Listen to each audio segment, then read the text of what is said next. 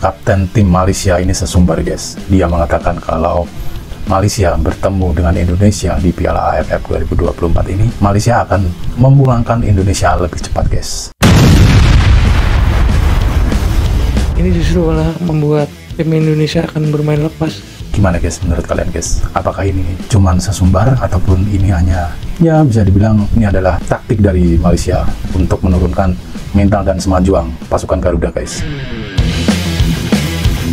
Ada tanggapan dari pesepak bola legendaris dari Malaysia bahwa tim Indonesia lebih tinggi, lebih progres dibandingkan dengan tim-tim Malaysia khususnya. Tapi apapun itu guys, kita doakan timnas kita meraih hasil yang terbaik di Piala AFF 2024 ini guys.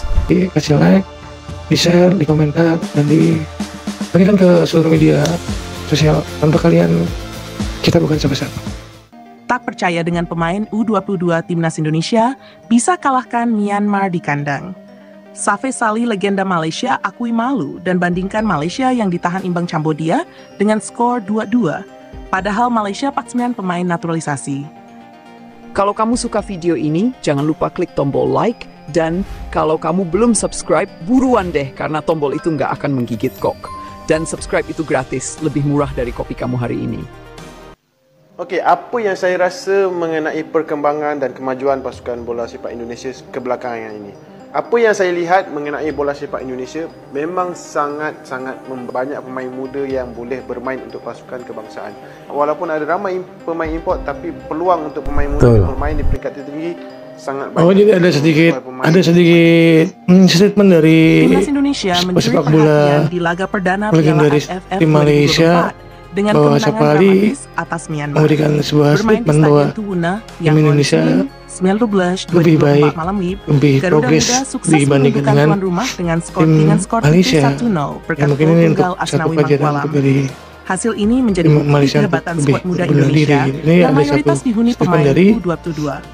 Legendaris pemain sepak bola legenda sepak bola Malaysia, Safeh Salih, menyampaikan rasa malu melihat performa negaranya yang justru ditahan imbang 2-2 oleh Kamboja, meski diperkuat 9 pemain naturalisasi.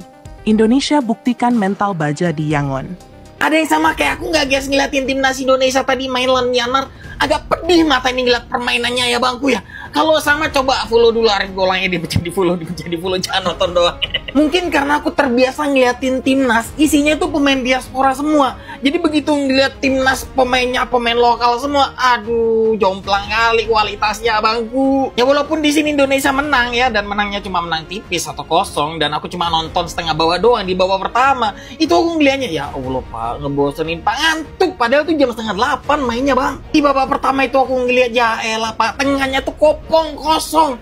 Terus skill individu pemain Indonesia ya elah pak, itu kontrol bola, begitu bola dikontrol pakai kaki itu mantulnya jauh kali bolanya, jadi ya gampang direbut. Begitupun juga waktu pas sprint, itu ketika sprint bawa bola itu bolanya mantulnya jauh-jauh, jadi ya gampang kerebut juga. Kalau misal tadi itu yang turun adalah pemain diaspora kita ya, macam kayak Martin Pas, J.I.J, Tom Hai, orang mau habis 7-0 mungkin bisa kali ya teman-teman ya. Ya untung aja ini tuh Piala AFF, bukan kualifikasi Piala Dunia, jadi kita mah santai aja level ya. Kita boleh sedikit selalu memberikan apresiasi yang sangat positif tentang atas kemenangan dari tim Garuda di babak kualifikasi di babak pertama sampai meraih poin 3 ke atas ya kan. Jadi kita boleh untuk berbangga diri dan mengaspirasikan atas kemenangan tim Indonesia di Liga AFF di babak pertama.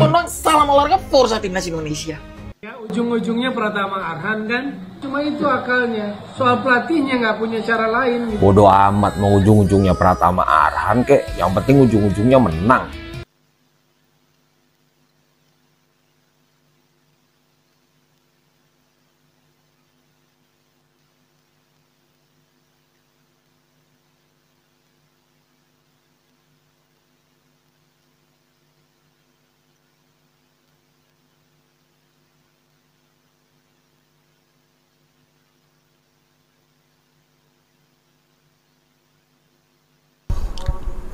Kenapa ya orang ini nggak senang dengan kemenangan timnas menang model Pratama Arhan, mau pakai gol cantik, mau menang model undian pakai koin, pilih wayang. Oh, jadi di atau sini ada angka sedikit 100, keraguan ya tentang bodo pengamat amat. sepak bola yang Ujung-ujungnya Indonesia menang. menurunkan U22, sedangkan tim-tim lawan satu grupnya Indonesia itu mengeluarkan tim-tim terbaiknya, senior-seniornya.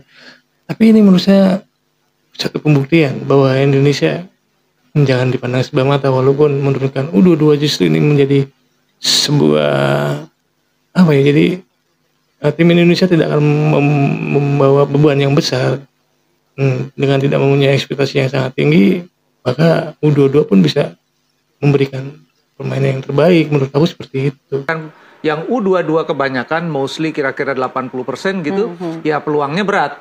Tetapi dengan semua yang terjadi di Piala Asia U23 yang terjadi di kelompok senior, di mana confidence pemain-pemain Indonesia sudah sangat tinggi, bukan nggak mungkin juga sebetulnya bisa ke semifinal, final atau bahkan juara. Tapi kalau saya bilang, jangan terlalu berharap Indonesia juara dengan pelatihnya Sintayong, dengan dipanggilnya Rafael Struijk, Marcelo Ferdinand, karena kalau benar Vietnam menurunkan pemain senior, Myanmar juga pemain senior, berat melawan mereka. Tergantung juga pertandingannya di mana ya, home atau away gitu. Tapi memang sih kalau kita lihat dari pengamat sepak bola, Indonesia bukan target utamanya di Piala AFF ini gitu.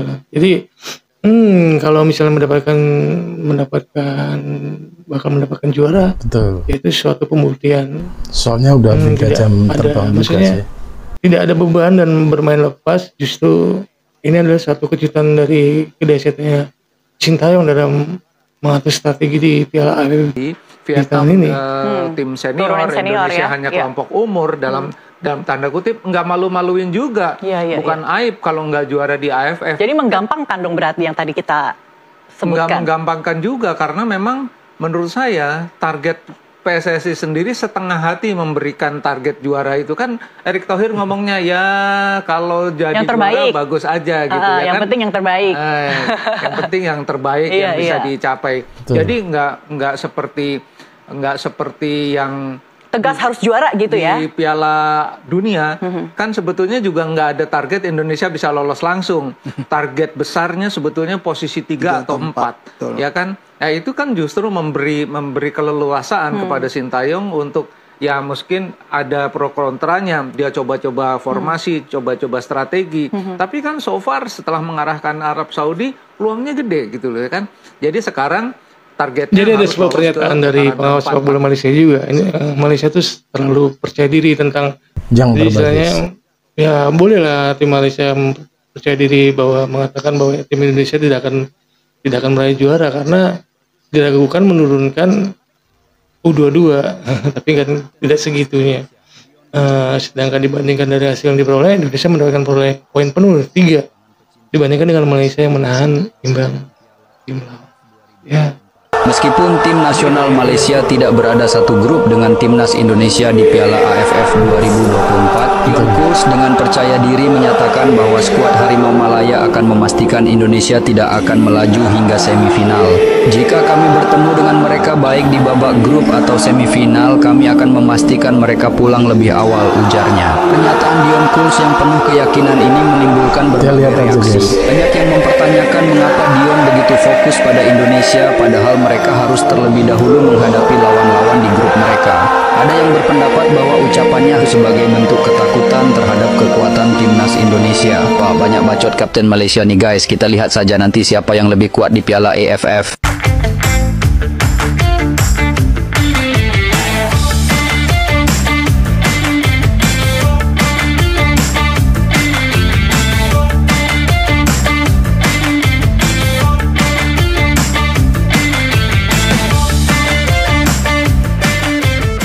Malaysia akan memulangkan Indonesia lebih cepat, guys.